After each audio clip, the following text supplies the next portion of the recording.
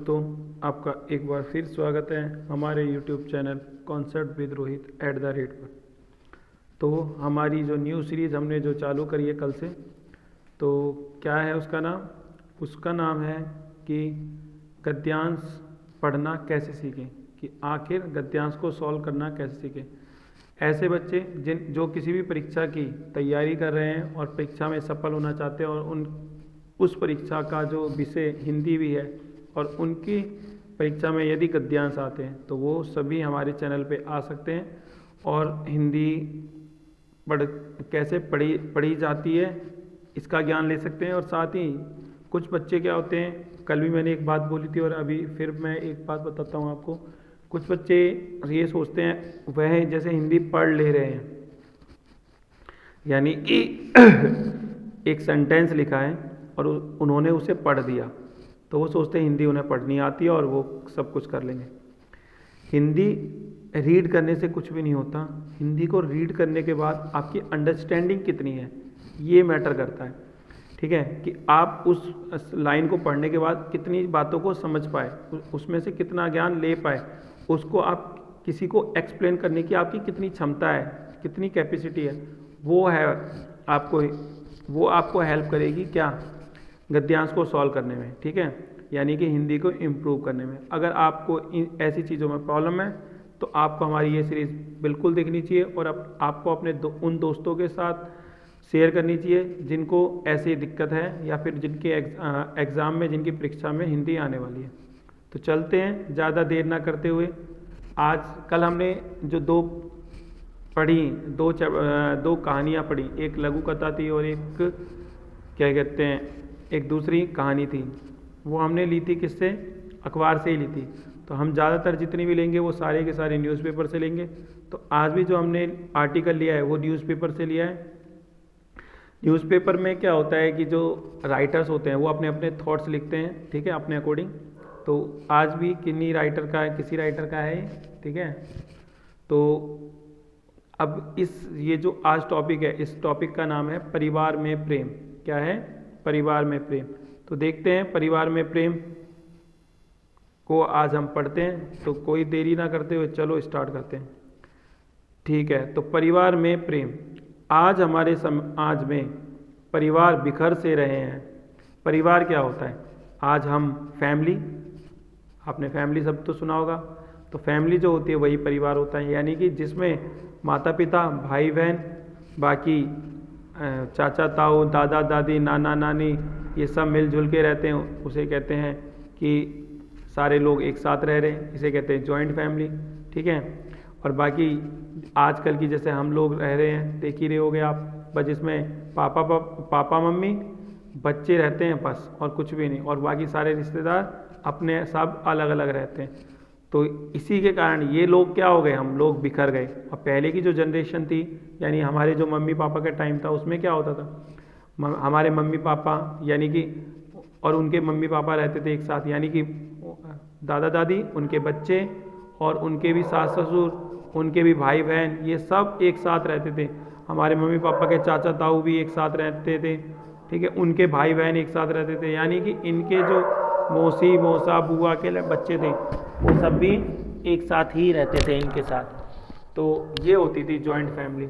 But आजकल ऐसा रहा नहीं। आजकल क्या हो गए, हम लोग सब अलग अलग रहते हैं। तो इसी के बारे में अगर परिवार में प्रेम रहता है तो बहुत ही ज़रूरी है वो परिवार में प्रेम होना, और उससे क्या फ़ायदा होता है वो आप देखते हैं। आज हमारे समाज में परिवार बिखर से रहे हैं। जो हमारा समाज है, समाज कैसे बनता है? लोगों से मिलकर समाज बनता है। हम लोगों से मिलकर ही समाज का निर्माण होता है। तो समाज वही है, जब आप अपनी सोसाइटी में रहते हो, सोसाइटी सुना है, सोसाइटी माने ही समाज, यानी हम लोग रहते हैं। तो हम समाज में क्या, हर जाति का, हर धर्म का इंसान रह रहा है। सब एक दूसरे के दुख सुख में काम आते हैं। लोगों से मिलके ही समाज बनता है। जिस तरीके से क्या कहते हैं उसे, हाँ, इंग्लिश में लेटर से ABCD जैसे होते हैं, तो ये क्या हो गए, लेटर हो गए। इन लेटर से मिलके कोई वर्ड बनता है, हाँ है ना। तो वैसे ही जैसे कि अंकों से मिलकर कोई संख्या बनती है, तो वैसे ही कह रहा है लोगों से मिलकर, हम लोगों के आपस के प्रेम, आपस के व्यवहार से मिलकर क्या बनता है, समाज का निर्माण होता है। तो जो समाज है, यानी कि जो हमारा समाज है, आसपास का जो समाज है, उसमें क्या हो रहा है, परिवार बिखर से रहे हैं। आपने भी, और पारिवारिक शांति कहीं खो सी गई है। आजकल आपने अपने आसपास देखा होगा कि पहले दो भाई थे, ठीक है, या अपने घर वालों से सुना होगा या अपने घर में ही देखा होगा कि दो भाई अब बचपन में एक साथ पढ़े लिखे, ठीक है, एक साथ क्या कहते हैं बड़े हुए, बड़े होने के बाद क्या हुआ, उनकी शादी हो गई, बच्चे हो गए, परिवार बना उनका। तो उसके बाद क्या हो गए, कुछ ऐसे कारण हुए, कुछ कारणवश परिवार में कुछ ऐसी बातें हुई जिन कारण से वो आज अलग अलग हो गए। तो वो अलग रहने लगा भाई, दूसरा भाई अलग रहने लगा। तो ये जो अलग अलग रहने की प्रवृत्ति आजकल आ रही है मॉडर्न ज़माने में, इसी को कहते हैं परिवार बिखर रहा है। जब दो भाई एक साथ मिलकर रहते थे तो कितना अच्छा लगता था, बट आज वो भाई अलग हो गया और वो वाला भाई दूसरे घर में रह रहा है। तो बहुत ही, अब ये चीज़ें अच्छी नहीं है, मगर आजकल यही चीज़ लोगों को अच्छी लग रही है। पारिवारिक पारिवारिक शांति कहीं खो सी गई है, यानी परिवार की जो शांति है वो कहीं से खो गई है। यानी परिवार में जब सब लोग मिलकर रहते थे तो वो जो शांति होती है, यानी अब सब लोग एक साथ रह रहे हैं तो कितना अच्छा लगता है, टाइम पास कितना जल्दी से हो जाता है। कहीं कोई दुख आता है, कोई तो कितने हम आसानी से उस दुख से उबर जाते हैं, क्योंकि हमें पता होता है कि इस दुख को झेलने के लिए, इस दुख को सहने के लिए हमारे साथ और भी लोग हैं, ठीक है। हमें उतनी चिंता नहीं होती दुख को सहने की कि हम यार दुख में अकेले हैं। जब दुख में आपके साथ कोई होता है तो आपको दुख उतना दुखी नहीं कर पाता जितना कि वो आप जब अकेले रहोगे तो आपको दुखी कर देगा। आप अपने मन में कोई बात चल रही तो उसे अपने परिवार में किसी के साथ भी शेयर कर सकते हो, ठीक है। तो ये सारी चीज़ें होती हैं जब आप परिवार में रहते हो। तो मगर जब आप अकेले पड़ जाते हो तो आपका दुख अकेला, आपका ही दुख बन जाता है। तो बहुत ही मुश्किल है अकेले रहना, ठीक है। तो परिवार में जब आप रहते हो तो वो बहुत अच्छी चीज़ है, मगर वही है आजकल नहीं हो पा रहा है ऐसे। अब वही कह रहा है परिवार बिखर से रहे हैं। और परिवार बिखर क्यों रहे हैं, पारिवारिक शांति कहीं खो सी गई है, क्योंकि परिवार में जो शांति है वो कहीं खो सी गई। अब जब समाज में लोग बिखर जाएंगे, अकेले अकेले रहने लगेंगे, तो क्या हो जाएगा, जो परिवार की जो शांति वो कहीं खो जाएगी। इसका क्योंकि उसका जो परिवार में रहने का जो असली मज़ा है वो लोगों के बीच, लोगों के प्यार के साथ क्या कहते हैं प्यार के साथ रहने में जीवन बहुत अच्छे से कटता है। तो वो जो अब मगर वो शांति नहीं रहेगी जब आप लोग क्या कहते हैं बिछड़ जाओगे। वो भाई अलग रहेगा, वो भाई अलग रहेगा, वो बहन अलग रहेगी, तो क्या होगा, मम्मी पापा अलग रहेंगे। इसका प्रमुख कारण क्या है, परिवार के सदस्यों का आपसी व्यवहार। आजकल क्या कर रहे हैं, परिवार के जो सदस्य हैं, ठीक है, एक भाई दूसरे भाई को देख के राजी नहीं है, या फिर देखो हर घर में थोड़ी बहुत तो इधर उधर होती ही है। मतलब दोस्तों में भी जैसे क्या होता है, एक दो बातों पे आपस में मतभेद हो जाते हैं।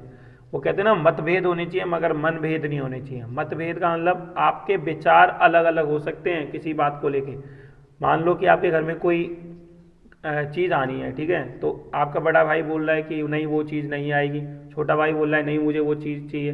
तो वहाँ पर अब बहस ये करना आपका कि एक जगह पे अड़ जाना कि लेके ही आऊँगा और वो कहेगा नहीं लेके नहीं आने दूंगा, तो वहाँ पर दिक्कत हो जाती है। मगर आपका फ़र्ज़ क्या बनता है, अगर आप एक अच्छे इंसान हो तो अगर आप कोई बात को रख रहे हो और अगर बाकी के परिवार के सदस्य उस बात से सहमत नहीं है या राज़ी नहीं है उस बात में, तो आपका फ़र्ज़ बनता है उस बात को वहीं पर, कोई बात नहीं उसके बिना भी आप उसको वहीं पर छोड़ दें और उसके बिना आगे बढ़ें जीवन में। तो वो होगा। अगर आप भी अड़ जाओगे और वो भी अड़ जाएगा तो फिर क्या होगा, आपस में मतभेद होगा। मतभेद तो पहले ही है, फिर क्या होगा, मनभेद होगा। फिर आप उससे नफरत करोगे कि उसने मेरे को ये चीज़ नहीं लेने दी, वो करेगा कि इसने मेरी बात नहीं सुनी। तो ऐसे करते करते क्या हो जाता है, दिक्कत हो जाती है। यदि परिवार के सदस्य कुछ सामान्य सी बातों का ध्यान रखें तो अपने परिवार में सुकून, शांति व प्रसन्नता की बहार ला सकते हैं। तो कह रहा है परिवार में जो हर सदस्य है, यानी जितने भी मेंबर्स हैं, ठीक है, देखो मम्मी पापा भाई बहन, आपका बड़ा भाई आपका छोटा भाई जो भी है, दादा दादी, सब अपनी अपनी छोटी छोटी बातों का अगर ध्यान रखेंगे तो परिवार में क्या आएगा, परिवार में सुकून आएगा, शांति आएगी, प्रसन्नता आएगी। क्योंकि जहाँ सुकून रहेगा, जहाँ शांति रहेगी, वहाँ प्रसन्नता तो आनी ही आनी है, ठीक है, बाहर आएंगे। और जो छोटी छोटी बातों पे लड़ेंगे, छोटी छोटी बातों पे एक दूसरे की बातों को नहीं सुनेंगे, बहस करेंगे, तो उसमें क्या होगी, क्या कहते हैं, प्रसन्नता नहीं आएगी, वहाँ बस दुख दुख आएगा, शांति नहीं आएगी, वहाँ अशांति आएगी, वहाँ सुकून नाम की कोई चीज़ नहीं रहेगी, ठीक है। तो आगे चलते हैं, बाहर ला सकते हैं और अपने परिवार का वातावरण स्वर्गीय बना सकते हैं। जिस परिवार में सुकून रहेगी, शांति रहेगी और प्रसन्नता रहेगी, तो वो परिवार तो एक स्वर्ग के जैसा होगा ना। वो ऐसी जगह जहाँ पे शांति है, प्रसन्नता है, सुकून है, ठीक है, तो वो परिवार और वो जगह कैसी रहेगी, स्वर्ग के जैसी होगी। स्वर्ग क्या होता है, जहाँ पे आपको सारे क्या कहते हैं सुख मिलते हैं, सुख सुविधाएं मिले, तो वो स्वर्ग जैसा होता है। तो जब आपके घर में सब कुछ है, शांति है, प्रसन्नता है, आप खुश हो, ठीक है, लोगों के साथ मिलजुल के रह रहे हो, आपको प्यार मिल रहा है, आप लोगों को प्यार दे रहे हो, अपने से छोटों को, बड़ों को, दूसरों का सम्मान कर रहे हो, लोग आपका सम्मान कर रहे हैं, तो क्या हुआ, यही तो आपके लिए स्वर्ग जैसा हो गया। आपको क्या किसी स्वर्ग की जरूरत होगी, तो ये भी तो स्वर्ग है। तो आगे चलते हैं, प्यार और सहयोग से भरा पूरा परिवार ही इस धरती का स्वर्ग है। जिस परिवार में प्यार है, सहयोग है, यानी कि एक दूसरे के दुख मुसीबत में साथ देने की जो वो होती है, क्या कहते हैं, इच्छा है, एक दूसरे के दुख सुख में खड़े रहने का जज्बा है, एक दूसरे के जब सुख दुख में आप एक दूसरे के साथ खड़े रहोगे, जब आप मेरे साथ दुख में खड़े हो तो मैं आपके दुख में खड़ा रहूँगा, आप मेरे साथ सुख में मेरा हाथ खुश हो तो मैं आपके सुख में खुश रहूँगा। तो जहाँ जिस परिवार में प्यार है, सहयोग है, लोग एक दूसरे का साथ देते, तो भला पूरा परिवार ही ऐसा है। अब वही तो परिवार क्या होगा, भला पूरा होगा, भरा पूरा होगा। भरा पूरा का मतलब होता है वही हंसता खेलता होगा, ठीक है, हंसता खेलता होगा। अगर उसमें दुख मुसीबत भी आएगी तो भी वो बहुत आसानी से उस दुख मुसीबत से निकल जाएंगे। तो ऐसा परिवार जहाँ पर है तो वो परिवार ही इस धरती का स्वर्ग है। इस धरती में कहीं स्वर्ग है तो उस परिवार में स्वर्ग है, जहाँ पे प्यार है, सहयोग है, लोग एक दूसरे को समझते हैं, एक दूसरे की बातों को सुनते हैं, बड़ों का सम्मान करते हैं, छोटों से प्यार से बात करते हैं, ठीक है। अक्सर परिवारों में यह देखा, एक मिनट, अक्सर यानी ज़्यादातर परिवारों में यह देखा जाता है कि परिवार के सदस्य घर परिवार के सदस्यों की अपेक्षा बाहर के लोगों से ज़्यादा घुल मिलकर बातें करते हैं। आजकल के जो परिवार हैं उसमें क्या देखा जा रहा है कि लोग घर परिवार के सदस्यों से तो कम व्यवहार करते हैं, कम बातें करते हैं, उसकी अपेक्षा यानी उसके कंपैरिजन में, उसकी तुलना में क्या कर रहे हैं, बाहर जो बाहर के लोग हैं उनसे ज़्यादा घुल मिलकर बात करते हैं, उनसे ज़्यादा दोस्ती निभाते हैं, उनसे ज़्यादा हंसते हुए बात करते हैं, उनसे ज़्यादा उनको ज़्यादा टाइम देते हैं। तो ये चीज़ गलत है। देखो, आपको अगर बाहर वालों से बहुत अच्छे से बात करनी है तो वो बहुत अच्छी बात है, वो तो हमारे संस्कार दिखाता है, मगर सबसे पहला फर्ज बनता है आपको अपने घर के परिवार के सभी सदस्य के साथ बराबर टाइम देना, जिसको जितने देखना, किसको अगर कोई दुखी तो नहीं है, किसी को किसी चीज़ की ज़रूरत है, किसी को आपके साथ की ज़रूरत है, किसी को आपके सहयोग की ज़रूरत है, तो आप उसको सहयोग दें, उसको अगर उसको सहयोग की ज़रूरत है, क्योंकि जब आपको सहयोग की ज़रूरत होगी, जब आपको अपने दुख में किसी के साथ की ज़रूरत होगी, तब वो ही परिवार का सदस्य आपका साथ देगा, ठीक है।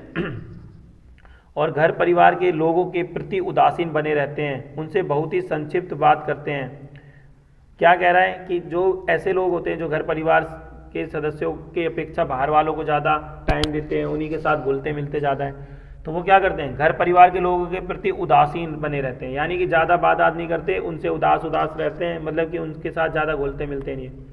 उनसे बहुत ही संक्षिप्त बात करते हैं, संक्षिप्त मतलब बस नॉर्मली बात कर ली, ठीक है भाई, हाँ तो हाँ, ना तो ना, बस अब उतना ज़्यादा बैठेंगे नहीं, ठीक है, बस नॉर्मल पॉइंट टू पॉइंट बात करना, कहते हैं ना जितना पूछा गया उतना जवाब दे देना, ये कर रहे हैं आजकल के लोग।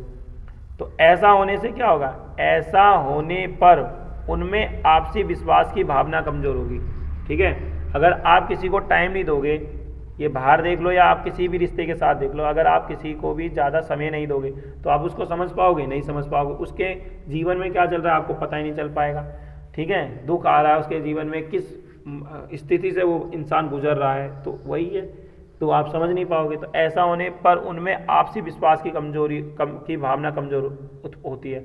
जब आप अपने घर के परिवार के लोगों के प्रति उदासीन बने रहते हैं, उनसे बहुत ही संक्षिप्त यानी पॉइंट टू पॉइंट बात करते हैं, उनको समय नहीं देते, उनसे घुलते मिलते नहीं है, तो इससे क्या होगा, आपकी आपस में क्या होगी, विश्वास की जो भावना होगी वो कमज़ोर हो जाएगी। बहुत ही कम परिवार ऐसे देखे जाते हैं जिनमें घर के लोग एक दूसरे से अपने मन की बात कह सकें। वो बता रहा है कि आजकल ऐसे बहुत ही कम परिवार हैं, ऐसे बहुत ही कम फैमिलीज़ हैं जिनमें ऐसा देखा जाता है, जिनमें ऐसा पाया जाता है कि जिसमें घर के जो लोग हैं यानी घर के जो सदस्य हैं आपस में एक दूसरे की मन की बात कह सके। यानी कि अगर उसके मन में कुछ चीज़ है, मान लो कोई परेशान है, वो किसी परेशानी को लेकर ही, तो वो अगर अपने मन के विचार रखना चाहता है, तो अपना दुख बांटना चाहता है, तो कोई उसके परिवार में ऐसा इंसान नहीं दिखता उसे कि जिससे वो अपने मन की बात कह सके। ठीक है, अब यही क्या कहते हैं, उसके मन में कोई वैसे विचार आ रहा है, कुछ भी जैसे बिजनेस को लेके आ रहा है, नौकरी को छोड़ने के लिए को लेके आ रहा है, जैसे मान लो वो नौकरी कर रहा है और वहाँ से परेशान है, या फिर कुछ नया करना चाहता है अपने जीवन में, तो ऐसा उसके घर के सदस्य में कोई है नहीं जिससे कि वो ऐसे विचारों को अपने रख सके, अपने शेयर कर सके, यानी अपने विचारों को समझा सके किसी को। ऐसा कोई नहीं, उसके विचार को सुनने वाला कोई नहीं।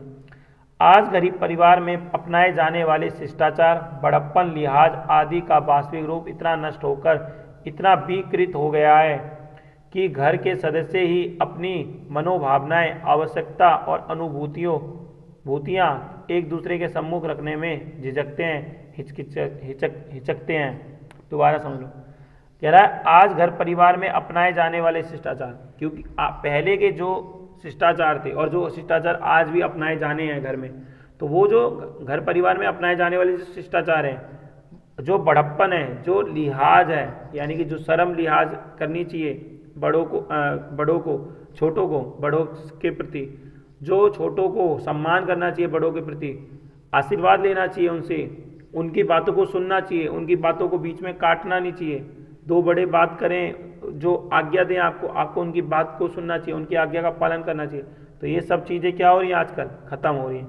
आदि का जो वास्तविक रूप इतना नष्ट होकर, यानी कि इनका जो हकीकत में जो वास्तविक रूप है, यानी जो चीज़ होनी चाहिए, इनका जो रियल रूप है वो इतना नष्ट होकर इतना विकृत माने इतना बेकार हो गया है, इतना खराब हो गया है, इतना खत्म हो गया है, इतना नष्ट हो गया है कि घर के सदस्य ही, जो घर के सदस्य हैं वही अपनी मनोभावनाएं, जो उनके मन में क्या भावना है, उनकी क्या आवश्यकता है, उनको किस चीज़ की जरूरत है, उनकी क्या अनुभूतियाँ है, उन्होंने कहीं से क्या अनुभव लिया, वो चीज़ होती है अनुभूति। आपने कहीं से कोई चीज़ सीखी, जानी और उसका क्या अनुभव हुआ है, जो आपकी अनुभूतियाँ हैं, एक दूसरे के सम्मुख रखने में झिझकते हैं, कि एक दूसरे के सामने रखने में क्या करते हैं, झिझकते हैं, हिचकते हैं। झिझकना मतलब वही होता है कि मतलब हेजिटेट होना, संकोच करना। ठीक है, तो वही कह रहा है अपने मन में क्या भावनाएं चल रही हैं, उसकी क्या आवश्यकता है, उसे क्या चाहिए, उसके क्या अनुभव है, उस चीज़ों को वो अपने एक दूसरे के सम्मुख रख रहे हैं, में क्या हो रहे हैं, झिझक रहे हैं, हिचक रहे हैं। ठीक है, संकोच कर रहे हैं, सोचते हैं, संदेह में हैं कि उनके साथ हम शेयर करें ही ना करें, नहीं कर पा रहे हैं। और इसका परिणाम यह होता है कि आपस में ही एक दूसरे को ठीक तरह से समझ नहीं पाते। जब आप ऐसा काम नहीं कर पाओगे, किसी को अपने विचार, अपने अनुभव और क्या कहते हैं, अपने दुख सुख को शेयर नहीं कर सकते, बता नहीं सकते, उसको बताने में झिझकोगे, हिचकते हो, तो क्या होगा, ऐसा इसका परिणाम, इसका जो रिजल्ट है, इसका जो परिणाम होगा वो क्या होगा, यह होता है कि आपस में ही एक दूसरे को ठीक तरह से समझ नहीं पाते। फिर हम एक दूसरे को समझ ही नहीं पाएंगे। कहते हैं ना कि अगर आपको एक दूसरे को समझना है तो एक दूसरे को ज़्यादा से ज़्यादा समय दो, एक दूसरे की बातों को ज़्यादा से ज़्यादा सुनो, एक दूसरे के अनुभव को ज़्यादा से ज़्यादा जानो, एक दूसरे के मन में क्या चल रहा है उस बात को ज़्यादा से ज़्यादा, जितना ज़्यादा हो सके उतने ज़्यादा जानो, तब जाके आप एक दूसरे को समझ पाओगे। और अगर आप ऐसा नहीं करोगे तो क्या होगा, आपस में एक दूसरे को ठीक तरह से समझ नहीं सकते। यदि परिवार के सदस्यों में आपस में मतभेद हो तो उस मतभेद को अवज्ञा, अपमान या विरोध मान लिया जाता है। बहुत ही बढ़िया बात बोली है यहाँ पर। क्या कह रहा है कि यदि परिवार के जो सदस्य हैं, यानी परिवार में मान लो 2 सदस्य हैं, उनका आपस में मान लो मतभेद हो गया, वो बार बार एक बात मैं बोल रहा हूँ यहाँ पे, तो ये बहुत ही जरूरी चीज़ है, सुनिए। आपस में दोस्ती में, दोस्तों में, भाई भाई में, माता पिता में यानी मम्मी पापा में हो जाता है कई बार, क्या कहते हैं, भाई बहन में, ठीक है, कितनी भी 2 लोगों में आपस में मतभेद होना चाहिए और होता है, हो जाए तो कोई दिक्कत नहीं है, मगर कभी भी जीवन में मनभेद नहीं होना चाहिए, क्योंकि मनभेद जब हो जाता है तो फिर उसका कोई भी इलाज नहीं होता।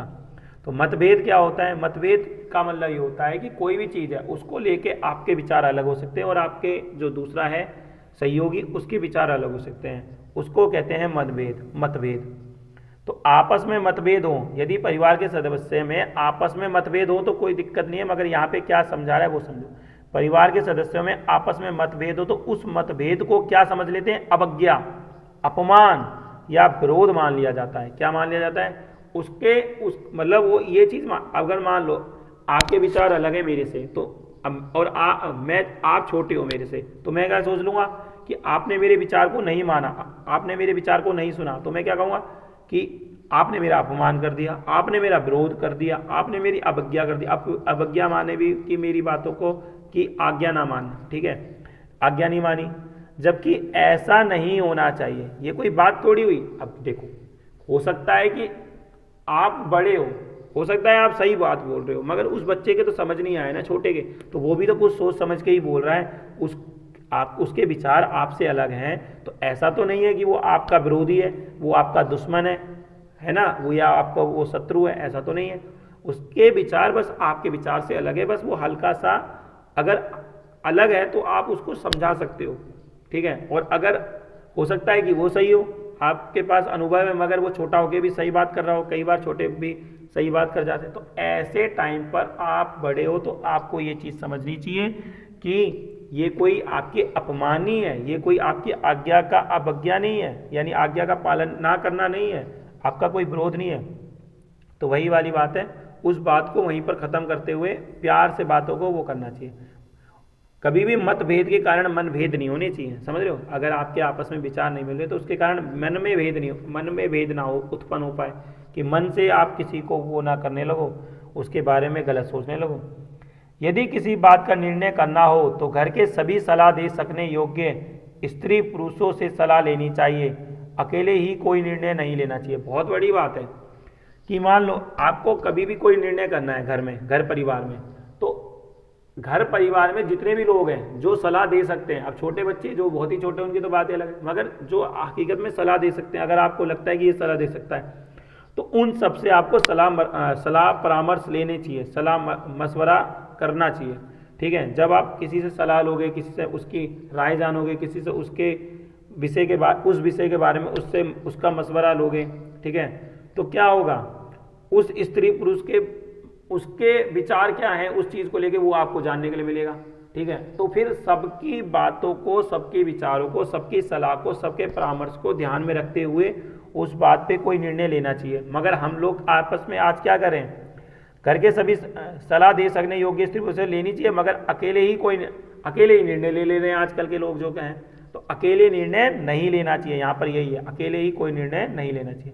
अपने भावों को प्रकट करने का अवसर घर के सभी सदस्यों को देना चाहिए। को आएगा, सदस्यों को देना, कोई को आएगा यहाँ पे। अपने भावों को, यानी उसके मन में जो भाव हैं, उसके मन में जो विचार हैं, उसके मन में जो चल रहा है, तो उसको प्रकट करने के, उसको रखने के लिए उसको भी अवसर देना चाहिए, सबको चांस मिलना चाहिए, ठीक है। घर के सभी सदस्यों को बराबर क्या मिलना चाहिए, समय मिलना चाहिए, चांस मिलना चाहिए, ठीक है, अवसर मिलना चाहिए, को देना चाहिए। और जो भी कार्य करना हो, और जो भी कार्य मान लो करना है, उसे घर वालों के समक्ष इस तरह से प्रस्तुत करना चाहिए ताकि उसे कहने की सहमति घर वालों से मिल सके, कहने नहीं करने की। हाँ, जो भी मान लो काम करना है, आपको क्या काम करना है, कोई भी काम करना है, तो उसे घर वालों के समक्ष इस तरह से प्रस्तुत करना चाहिए। आप मान लो कोई काम करना चाहते हो, आप कोई कोर्स करना चाहते हो, 12वीं कर लिया आपने, ग्रेजुएशन कर ली, ग्रेजुएशन के बाद कोई जॉब करना चाहते हो, तो उसे आपको अपने घर वालों के समक्ष रखना चाहिए, उन घर वालों के सामने रखना चाहिए उस विषय को, कि मेरे को भाई ऐसे ऐसी है, अब मैं ऐसे ऐसे करना चाहता हूँ, ताकि उनके कहने की सहमति घर वाल उसको करने आएगा, यहाँ क्या आएगा, करने, तो उसको करने की सहमति क्या मिले, घर वालों से मिले।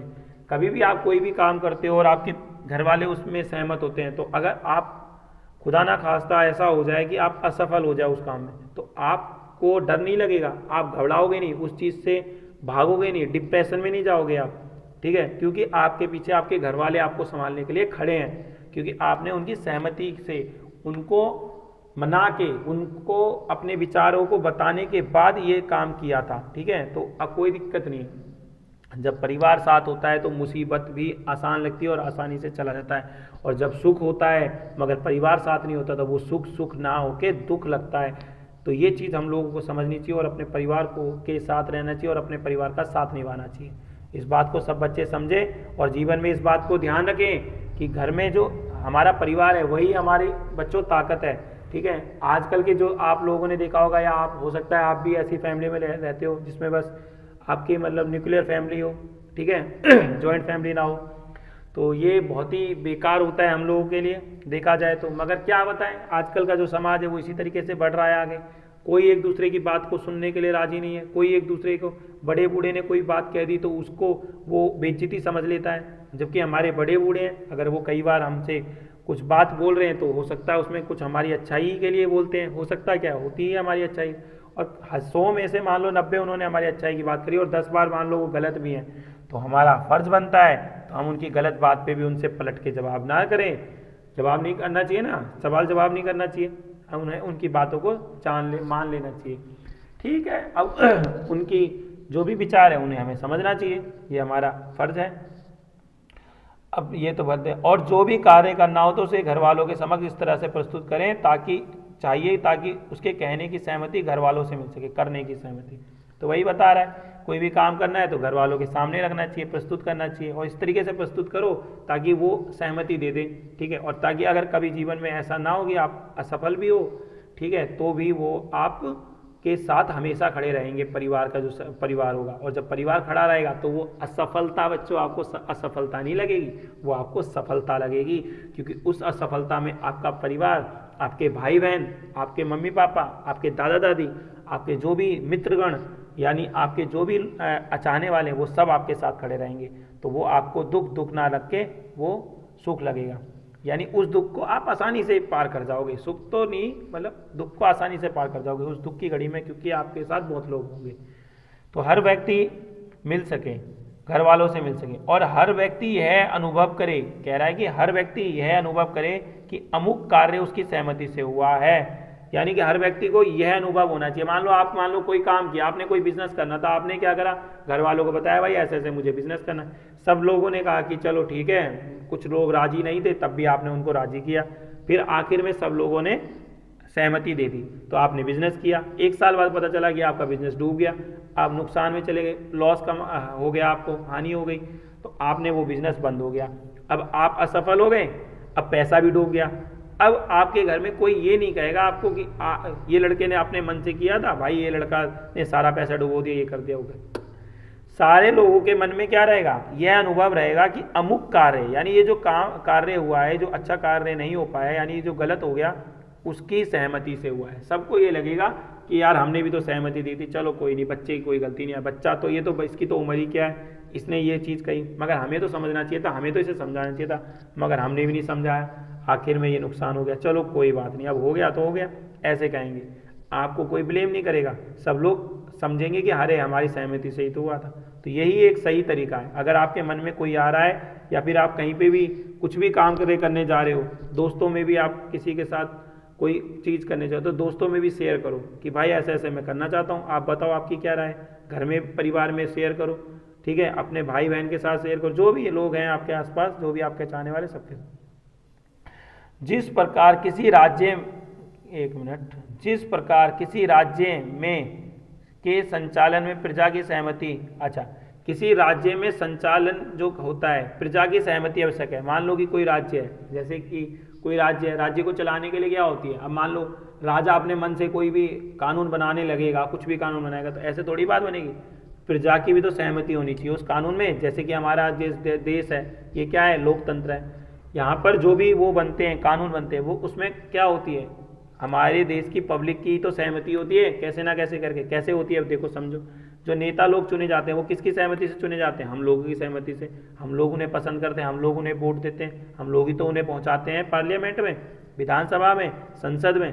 तो वही लोग तो हमारे जो विचार होते हैं, हमारे लिए जो आवश्यक कानून है, तो वही लोग तो बनाते हैं, वही लोग तो साइन करते हैं, तब जाके बनता है। तो वही बता रहा है कि सब लोगों की सहमति होती है। जिस प्रकार राज्य के संचालन में प्रजा की सहमति होती है, उसी प्रकार गृह अवस्था के संचालन में घर के परिजनों की सहमति रहने से घर में शांति व सुव्यवस्था रहेगी। तो उसी प्रकार से अगर किसी घर में आपको शांति लानी है, सुव्यवस्था लानी है, तो उसमें क्या होगा, घर के हर परिवारजन, जितने भी घर के मेंबर हैं, जितने भी घर के सदस्य हैं, जितने भी घर में परिवारजन हैं, उन सबकी सहमति होनी चाहिए। क्या होनी चाहिए? सहमति होनी चाहिए। समझ में आया? तभी उस घर की में सुव्यवस्था यानी व्यवस्था बहुत ही अच्छे तरीके से चल सकती है, उस घर में शांति आ सकती है। ठीक है, तो आप लोग समझे होंगे इस क्या कहते हैं, हमने ये जो आज का टॉपिक था परिवार वाला, बहुत ही अच्छा था, परिवार में प्रेम। तो परिवार में प्रेम क्यों नहीं है आजकल? परिवार में प्रेम कम होता जा रहा है, परिवार में प्रेम की आवश्यकता क्यों है, कैसे आजकल समाज में हो रहा है, ये सब चीज़ें हमने पढ़ी। शांति कहीं पर होगी तो वो वाला परिवार अच्छा है, अशांति होने से परिवार अच्छा नहीं रहता, परिवार बिखर जाता है जहाँ पे अशांति होती है, तो फिर कमज़ोर भी हो जाता है। ठीक है, तो बहुत सब चीज़ें आप लोग भी जानते हो कि परिवार अगर एक नहीं होता तो फिर उस कितना ही नुकसान होता है। तो चलते हैं हम अपने अगले उस पर। और अच्छा, ये मैंने आपको पढ़ा दिया, तो आपका काम क्या है, इसे हम गद्यांश कह लेते हैं, यानी कि ये जो भी हमने आर्टिकल पढ़ा है आज, ठीक है, तो इसमें से आपको कम से कम पाँच पर्सन बनाने हैं, उनके ऑप्शन भी आपको बनाने हैं, यानी कि एक सही ऑप्शन बनाना है आपको और 3 गलत बनाने हैं। तो 5 क्वेश्चन आपको खुद बनाने हैं। ठीक है, तो गद्यांश का जो कहते हैं ना शीर्षक, यानी कि जो टॉपिक है वो तो मैंने पढ़ा दिया आर्टिकल, आपको क्वेश्चन आपको बनाने और कमेंट बॉक्स में बताना है। कोई भी एक क्वेश्चन आपको कमेंट बॉक्स में टाइप करके लिख के बताना है।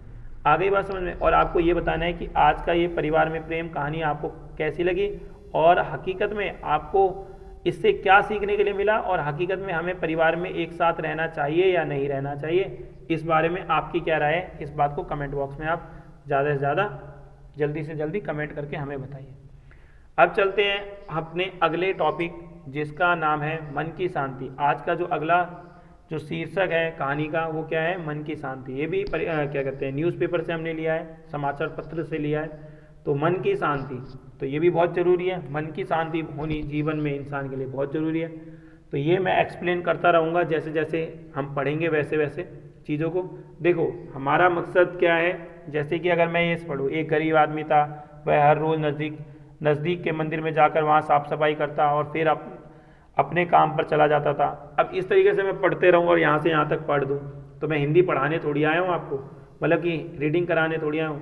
रीडिंग कराने तो आया हूँ और साथ ही मैं आपको पूरे अच्छे से समझाने आया हूँ, क्योंकि जब हम एक दूसरे के विचार सुनते हैं और तो हमारे विचार और हमारे जो सोचने की, हमारे जो क्या कहते हैं सोचने की कैपेसिटी बढ़ती है। ठीक है, हमें ज्ञान की प्राप्ति होती है जब हम दूसरे के, कहते हैं ना कि अगर आपको ज़्यादा से ज़्यादा चीज़ें जाननी है तो सामने वाले को ज़्यादा से ज़्यादा बोलने दो। किसी के बारे में आपको ज़्यादा से ज़्यादा जानना है तो सबसे बढ़िया क्या होता है तरीका, उसको ज़्यादा से ज़्यादा बोलने दो, तो वो अपने बारे में या जो भी उसको ज्ञान है वो सब कुछ बता देगा।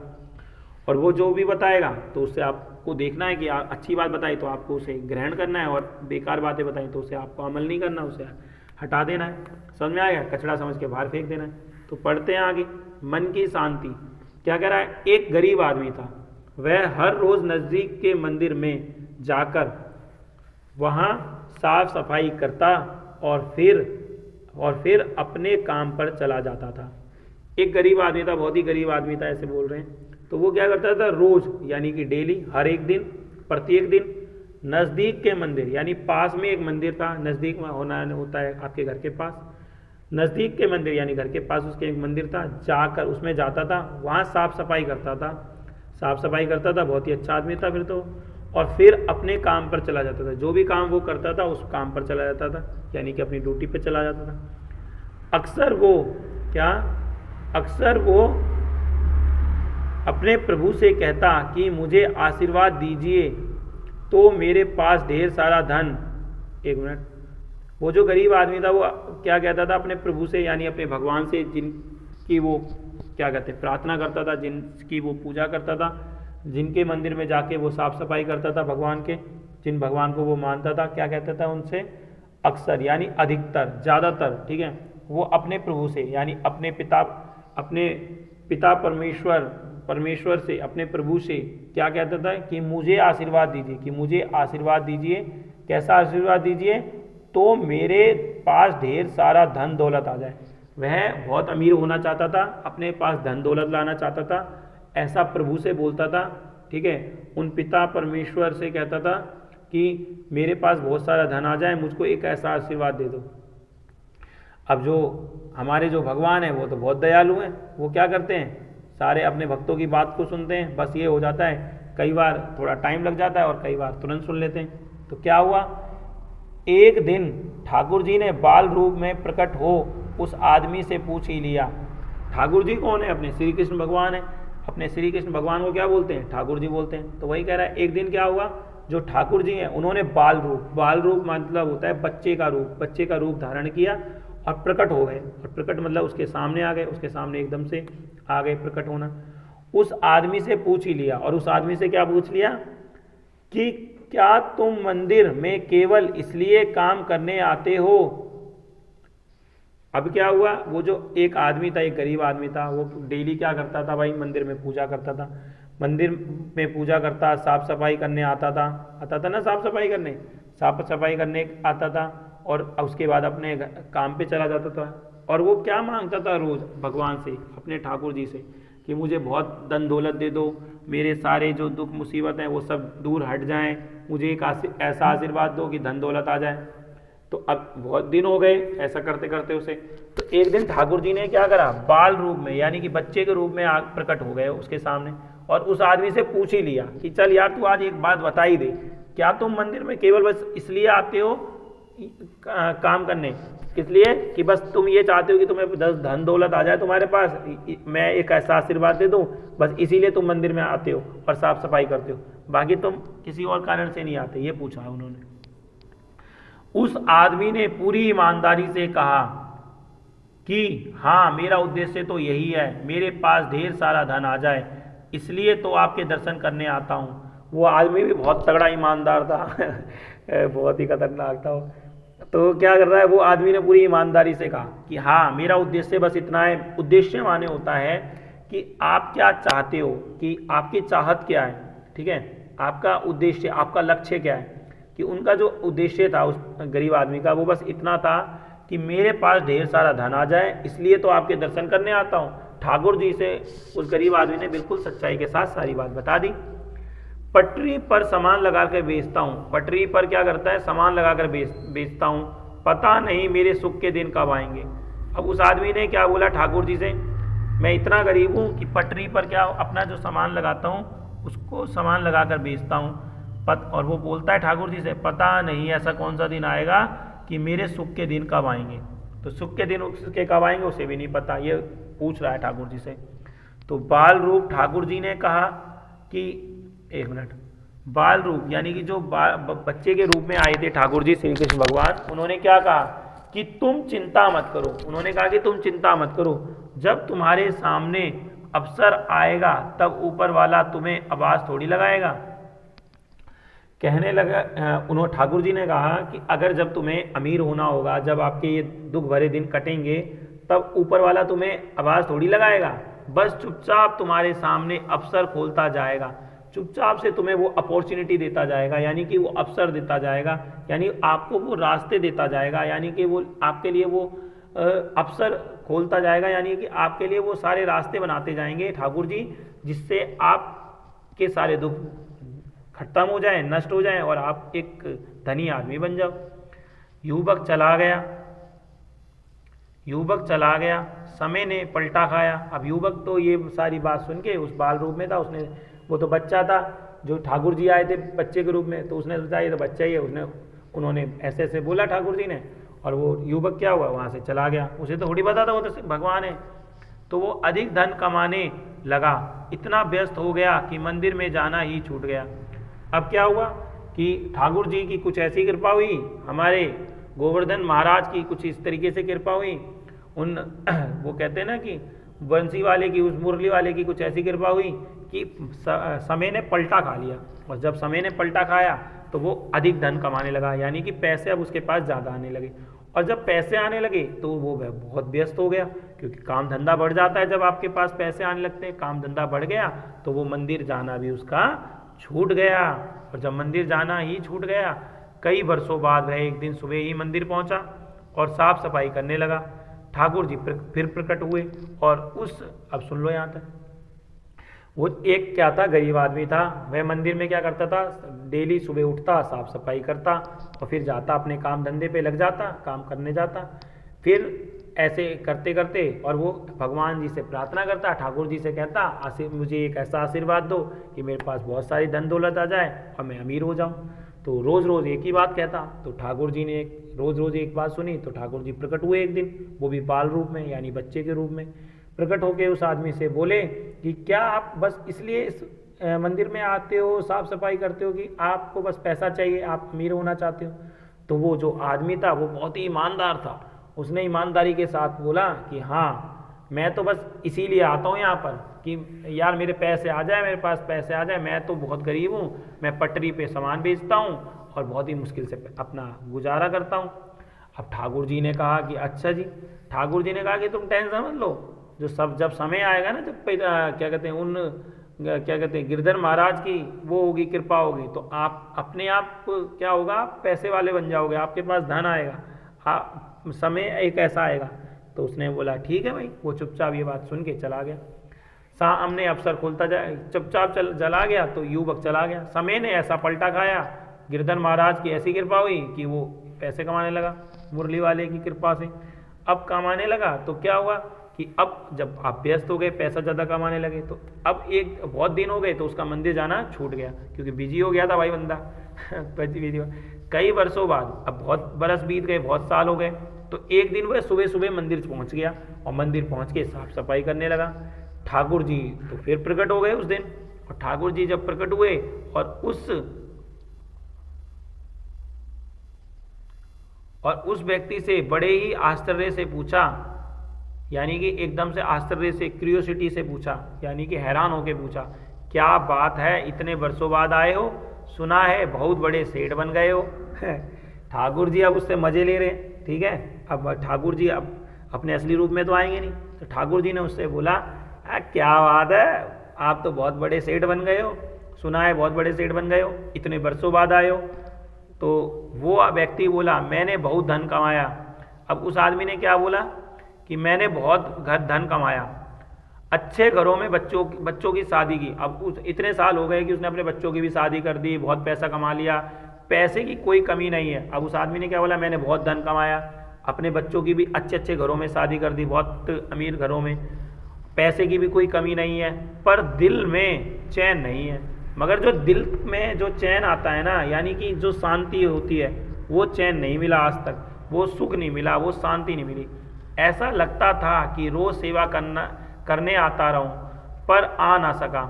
अब उस बंदे का जो मन था ना, वो हर रोज सेवा करने आना चाहता था भगवान की। अब भगवान के मंदिर में रोज साफ सफाई करने आना चाहता था, मगर वो आ नहीं पाता था, क्योंकि वो व्यस्त ही इतना था भाई। जब आप अमीर हो जाते हो, जब आपके बिजनेस बढ़ जाते हैं, तो आप व्यस्त हो जाते हो हकीकत में इतने, तो इसी कारण से आ ना सका। तो इस कारण से उसके मन में कभी भी शांति नहीं रही। तो हे प्रभु, आपने मुझे सब कुछ दिया, पर जिंदगी में चैन नहीं दिया। तो अब उसने, वो भगवान आए थे, तो वो पहचान गया कि वो भगवान है। तो उन्होंने बोला, गरीब इंसान ने, हे प्रभु, हाथ जोड़ के, कि आपने मुझे सब कुछ तो दे दिया, पर जिंदगी में कभी चैन नहीं दिया। पैसा, धन दौलत सब कुछ दिया, ऐशो आराम दिए, मगर आपने मेरे को कभी भी शांति से रहने नहीं दिया।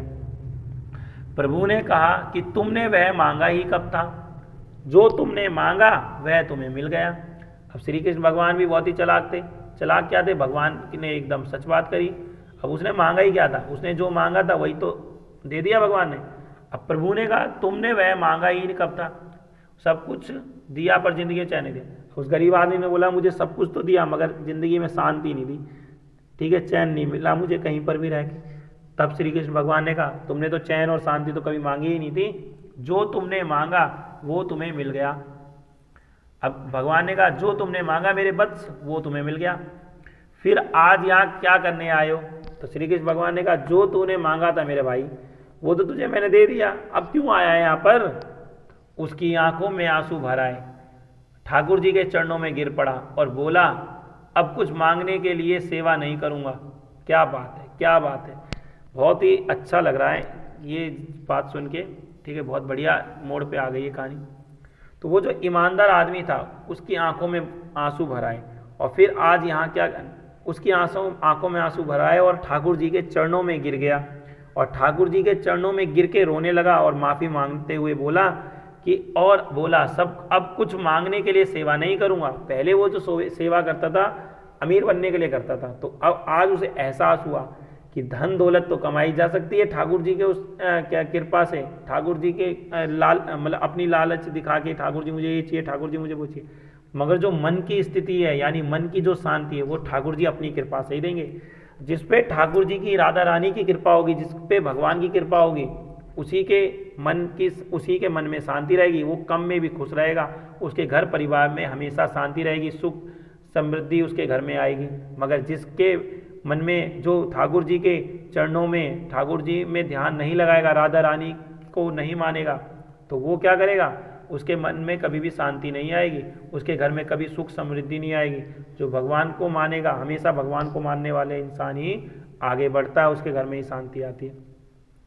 कुछ मांगने के लिए कभी भी कोई काम मत करो। अगर आप बस ठाकुर जी का दर्शन कर रहे हो या किसी भगवान को मान रहे हो, आप चाहे किसी भगवान को मानो, अल्लाह को, भगवान को, ईसा मसीह को, बाई गुरु को, किसी को ही मानो, मगर कभी कुछ लालच के लिए मत मानो उन्हें, उनकी पूजा लालच के लिए मत करो, तो आप अपने आप आपके जीवन में सब कुछ अच्छा होगा। मगर आप लालची बनोगे तो फिर बड़ी दिक्कत होगी। बस दिल को शांति मिल जाए, अब कुछ मांगने के लिए सेवा नहीं करूंगा, उसने बोला बस एक ही चीज़ चाहिए कि दिल को शांति मिल जाए। ठाकुर जी ने कहा पहले तय कर लो, अब कुछ मांगने के लिए मंदिर की सेवा नहीं करोगे, बस मन की शांति के लिए ही आओगे। अब ठाकुर जी ने कहा एक बार और सोच लो कि कुछ मांगने के लिए मंदिर की सेवा नहीं करनी आपको, बस मन की शांति के लिए ही करोगे, तो बात बताओ, अभी सोच लो, अभी सोचने का वक्त है आप पे। ठाकुर ने समझाया कि चाहे मांगने से कुछ मिल भी जाए पर दिल का चैन कभी नहीं मिलता। ये बहुत बड़ी बात है कि अगर आप किसी से कुछ मांगते हो तो आपको मांगने से कुछ मिल सकता है, मगर दिल का चैन नहीं मिलेगा। इसलिए सेवा के बदले कुछ मांगना नहीं है। अगर आप किसी की हेल्प कर रहे हो, जैसे कि कुछ लोग होते हैं, कहते हैं अरे यार मैंने तो उसकी मदद कर दी, मगर वो बंदा मेरी कभी मदद नहीं करता, ठीक है, या फिर मैंने उसकी मदद कर दी, कोई मेरी मदद नहीं करता। आपको जब भी किसी की सेवा, कभी भी किसी की मदद करने के लिए मौका मिले तो तुरंत उस इंसान की मदद कर दो, और कभी भी उससे ये उम्मीद मत करो कि वो इंसान आपकी उसके बदले में मदद करेगा, क्योंकि भगवान हमारे जो पिता परमेश्वर हैं वो कहते हैं कि अगर आप आज किसी की मदद करोगे तो कल मैं किसी के थ्रू, जरूरी नहीं है वही इंसान की, किसी ना किसी रूप में मैं ही आके तुम्हारी मदद कर दूंगा। इसीलिए किसी का भला करना है, किसी की मदद करनी है, किसी के काम आना है, तो हमेशा कभी ये सोच के मत आओ कि अगर मैं उसके काम आ रहा तो वो भी मेरे आए। कभी भी लालच में रह के कभी कोई काम मत करो। इसलिए सेवा के बदले कुछ मांगना नहीं है, उसने बोला, ठीक है। तो वो व्यक्ति बड़ा ही उदास होकर ठाकुर जी को देखता रहा और बोला मुझे कुछ नहीं चाहिए, आप बस मुझे सेवा करने दीजिए। अब उस आदमी के तो समझ आ चुका था, इसीलिए अब उसने ठाकुर जी के कहने के बाद भी सोच लिया, समझ लिया, फिर बोला ठाकुर जी अब मुझे कुछ नहीं चाहिए, बस आपके चरणों की धूल चाहिए और आपकी सेवा करने का मौका चाहिए, मुझे आप अपनी सेवा करने दीजिए बस। सच में मन की शांति सबसे अनमोल है। तो अब इस कहानी से हमें क्या शिक्षा मिली कि जो मन की शांति है वही सबसे बड़ा अनमोल उपहार है इस जीवन का। तो उस इंसान ने भी एंड में यही लाइन बोली, सच में मन की शांति सबसे अनमोल है। तो उसने उस वक्त बोला कि सच में हकीकत में जो मन की शांति है वही सबसे बड़ा अनमोल उपहार है। जो सबसे बड़ी जो धन दौलत है वो मन की शांति है। आपने देखा होगा एक गरीब इंसान भी बहुत खुशी खुशी रहता है, और एक ऐसा इंसान आपके आसपास होता है जो सब कुछ होने के बाद भी हमेशा हड़बड़ाता रहता, हमेशा परेशान रहता है, सब कुछ होने के बाद भी, क्योंकि उसके मन में शांति नहीं है। आज उसने लाखों कमाए, कल वो करोड़ों कमाएगा, कराने की सोच रहा है, टेंशन ले रहा है, उसके मन में शांति नहीं, दूसरों का भला नहीं कर रहा है, हमेशा ये सोचता रहता है कैसे कमाऊँ कैसे कमाऊँ कैसे कमाऊँ। कोई भी काम करता है हमेशा उसमें लालच ढूंढता है, कभी किसी की मदद नहीं करता, किसी की मदद भी करेगा तो भी उसमें लालच ढूंढेगा। तो ऐसे इंसान को कहाँ मन की शांति मिलेगी, उसको तो नींद भी नहीं आएगी रातों की। तो इसीलिए इस कहानी से हमें क्या सीखने मिला वो आपने देखा। तो आज हमने दो पढ़ लिए, मन की शांति और परिवार में प्रेम। अब कमेंट बॉक्स में आप कमेंट करके बताइए कि आपको ये दोनों कहानियाँ ही कैसी लगी। तो मेरे को यही आशा है कि आपको ये दोनों की दोनों कहानियाँ बहुत ही अच्छी लगी होंगी। इसी उम्मीद के साथ मिलेंगे हम आपसे अगली नेक्स्ट वीडियो में। तब तक के लिए हम आपसे विदा चाहते हैं, मगर उससे पहले हम आपसे एक बात कहना चाहेंगे कि ये आपका अपना खुद का चैनल है, तो इसीलिए ज़्यादा से ज़्यादा वीडियो को लाइक कीजिए, ठीक है, कमेंट कीजिए, शेयर कीजिए, और साथ ही अगर अभी तक आपने चैनल को सब्सक्राइब नहीं किया है तो सब्सक्राइब भी कीजिए, और अपने भाई बंधुओं या दूसरे लोगों से ज़्यादा से ज़्यादा शेयर भी करवाइए, कमेंट भी करवाइए, और क्या कहते हैं उन्हें कहिए सब्सक्राइब करने के लिए। तो बाकी मिलते हैं फिर अगली अपनी नेक्स्ट वीडियो में, देखते हैं एक नए कॉन्सेप्ट के साथ, और तब तक के लिए हम आपसे विदा चाहते हैं, ठीक है।